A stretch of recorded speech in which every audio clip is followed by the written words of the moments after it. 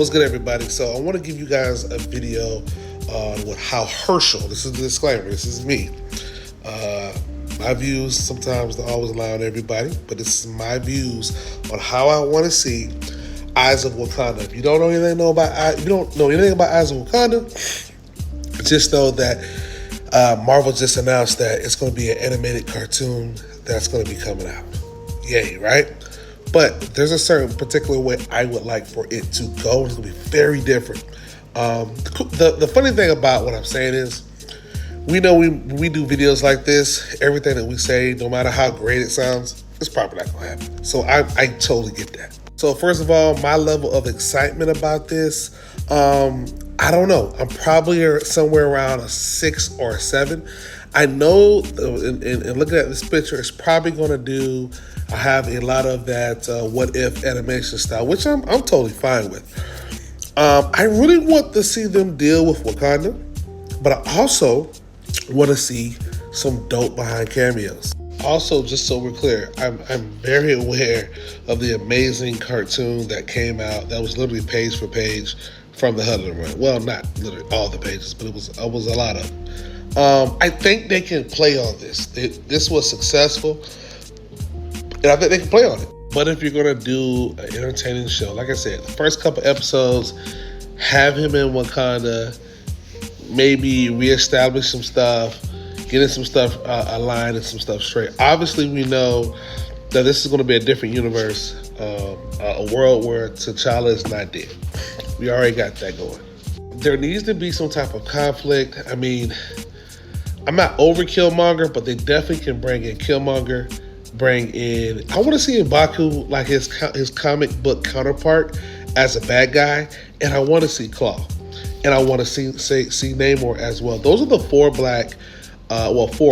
super villains. Well, Namor's not really a villain, and I know M'Baku's kind of reformed, but I kind of want in this universe for things to kind of take a little flip. Ultimately, I want everything to lead up to this very moment from Black Panther 24. If you do not own this book and you're a Black Panther fan, you're a Black superhero fan, well, what's wrong with your brain? Here's a picture. This is actually a classic book. This is the most Black superheroes ever outside of War of the Independence, which might actually beat this out.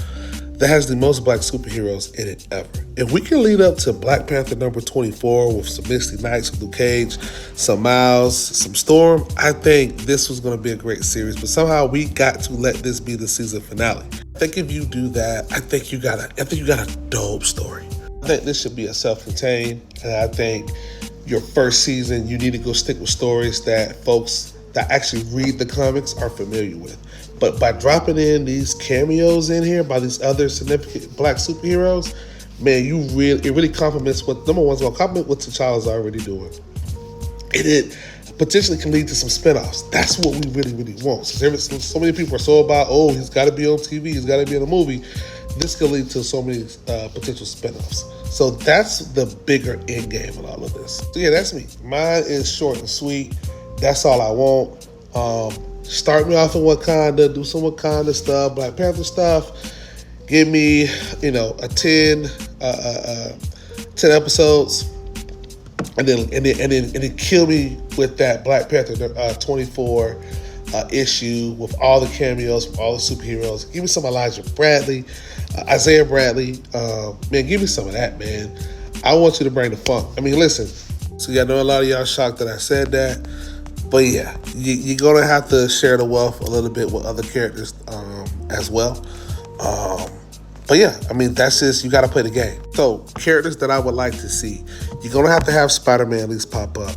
Wolverine and Black Panther team up, battle out, have the Hulk, have Thor, Captain America and Black Panther get into a little something.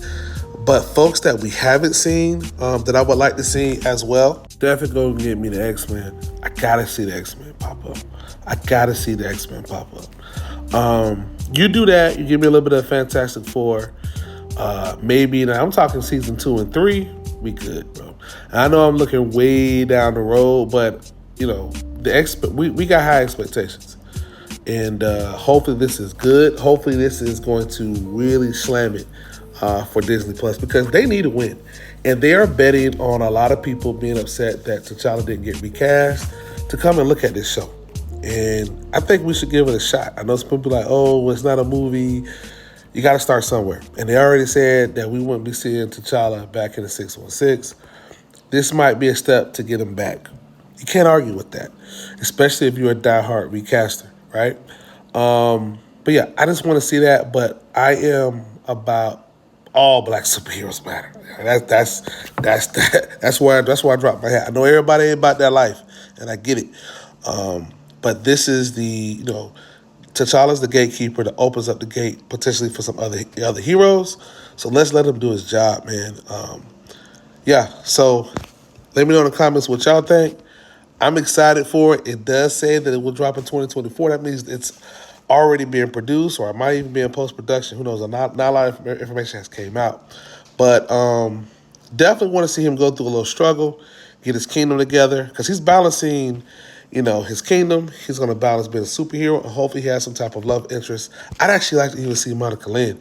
I like to see him date somebody that we haven't seen before. Give me an original character. I mean, the him and story thing is cool, but I think it's time to turn the page a little bit on that one. And it's all good for me. So, yep, that's where I stand. Let me know what y'all think.